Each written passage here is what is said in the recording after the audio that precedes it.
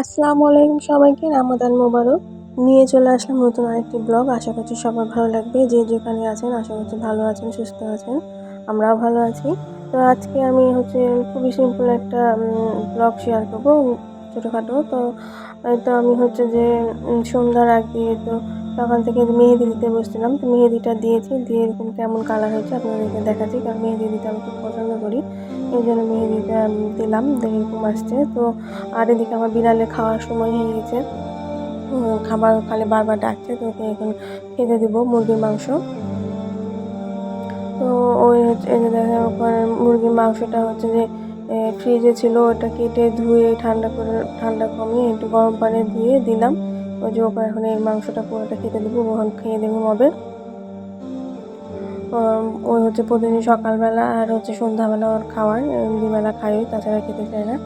তো খাবারটা শেষ করে আমি এদিকে রান্নার আইটেমে চলে যাব। সকালবেলা ওকে এটা দিয়ে দিলাম। ও এখানে ও বাটিতে দিলে খায় না, নষ্ট করে, তো নিচে ঢেলে দিলাম। তো এইভাবে দিলেও সম্পূর্ণটা খাবে ও। তারপরে যে বাটিতে পানি দিয়ে দেবো, খেয়ে নেবে। দিয়ে খাওয়া দাওয়ার পরে দেখেন এই তো ঘুম। ওর এখন ঘুমের সময় হয়ে গেছে, এখন একদম ঘুমাবে। তো ওকে ঘুম পাড়িয়ে দিলাম, ও আমার সঙ্গে ছিল। তো আমি একটু টিভি দেখছিলাম, দেখতে লেগে ও আমার কাছে এসে ঘুমালো, ঘুম পাড়িয়ে দিলাম। তো ডিবিএস ডিম চ্যানেলে সবাইকে অনেক অনেক স্বাগতম। যারা সাবস্ক্রাইব করেছেন, আমাকে ভালোবেসেছেন, ফলো করেছেন, তাদেরকে অনেক অনেক ধন্যবাদ। তারপরে আবার দেখছি কি যে আমার দুটো পার্সেল 3 পিস অর্ডার করেছিলাম, মানে সুতি 3 পিস অর্ডার করেছিলাম। অনলাইন দেখে অনেক ভালো লাগলো, 3 পিসগুলো অনেক সুন্দর, ভালো। তো 2টা 3 পিস নিলাম। তারপরে এছাড়া আরও বাকি আছে, আমার এখনও ঈদ শপিং শেষ হয়নি। আরও বাড়ির অনেক গার্জেনের ফ্যামিলির অনেক অনেক মেম্বারদেরই বাকি আছে এখনও। শপিং হয়নি, শুধু বাচ্চাদের হয়েছে, আর এদের সামান্য নিলাম। এছাড়াও শুধু নিজেদের শপিং করলেও হয় না, ঘর বাড়িরও শপিং করতে হয়। বিছানার চাদর কিনতে হয়, ওয়ালমেট কিনতে হয়, তারপর টেবিল ক্লথ কিনতে হয়, পাপোশ কিনতে হয়, মানে এগুলো টুকটাক চলে, ঘর বাড়িরও সাজানো কাজ চলে। তারপরে যে বাজার করে নিয়ে চলে আসছে, এগুলো ঠিকঠাক করলাম। যে অল্প অল্প করে একবারে তো নিয়ে আসা যাবে না, কারণ এগুলো যে এখনও তো রোজা হতে অনেক বাকি। আর আমাদের বাসায় বিরিয়ানি, খিচুড়ি, কাচ্চি এসব হয় সবসময়। মাংস, এই মশলাগুলো খুব লাগে আমাদের, তো এগুলো নিয়ে আসলো।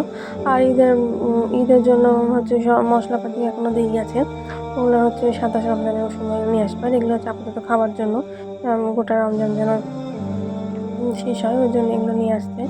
বিরিয়ানির মশলা, মুরগির মশলা, গরুর মশলা, এইসবগুলো আমি রান্না করি। হালিম ইফতারি করার জন্য এসব নিয়ে আসা হয়েছে। আর আজকে আমি রান্না করব খাসির মাংসটা যে রান্না করা আছে, ওটা ফ্রিজে আছে।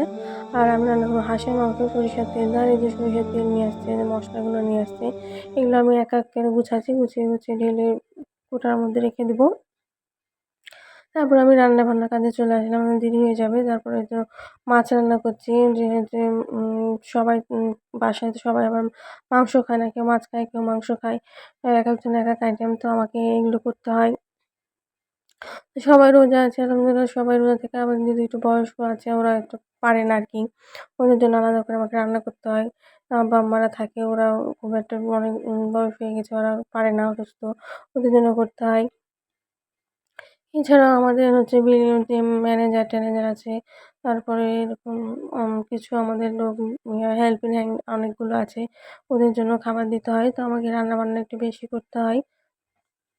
তো রোজার মধ্যে এভাবে ভিডিও করে দিতে পারছি না, কারণ এইভাবে ভিডিও করতে, রান্না-বান্না এরকম করে ভিডিও করে কাছে তো অনেক দেরি হয়ে যায়। তারপর আবার রমজান মাসে, বলে কি রমজান মাসে কাজ হয় না, কিন্তু রমজান মাসে বেশি কাজ।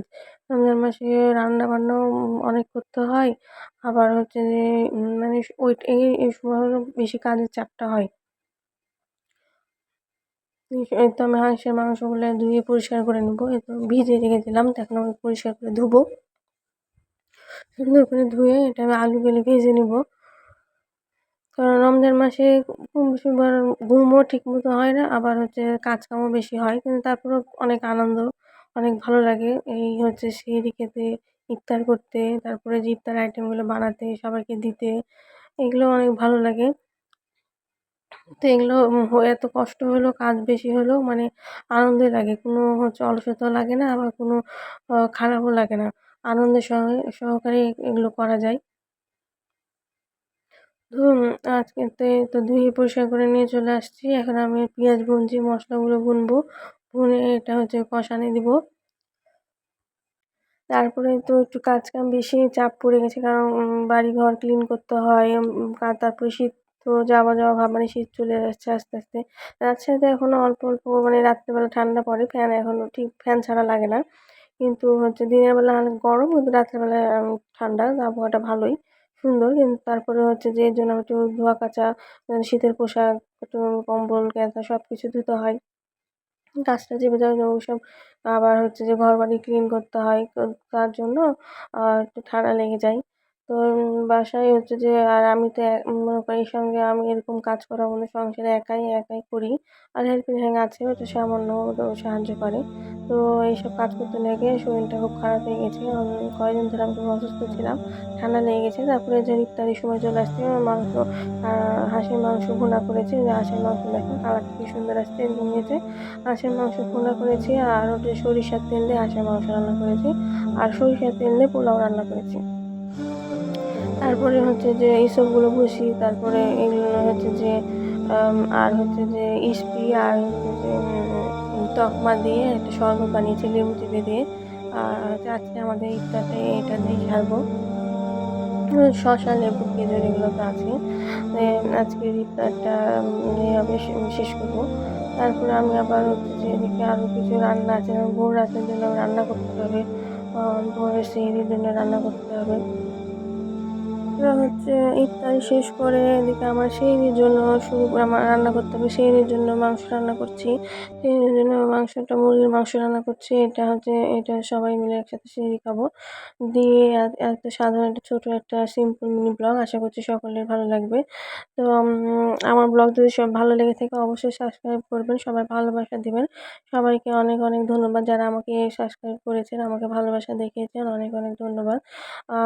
আমাকে হচ্ছে কমেন্ট করে জানাবেন যদি ভুল ত্রুটি হয়ে থাকে, ক্ষমার চোখে দেখবেন। তা আজকের মতো এই পর্যন্তই। আল্লাহ হাফেজ, আসসালামু আলাইকুম, রামাদান মোবারক, সবাইকে ধন্যবাদ। আল্লাহ হাফেজ।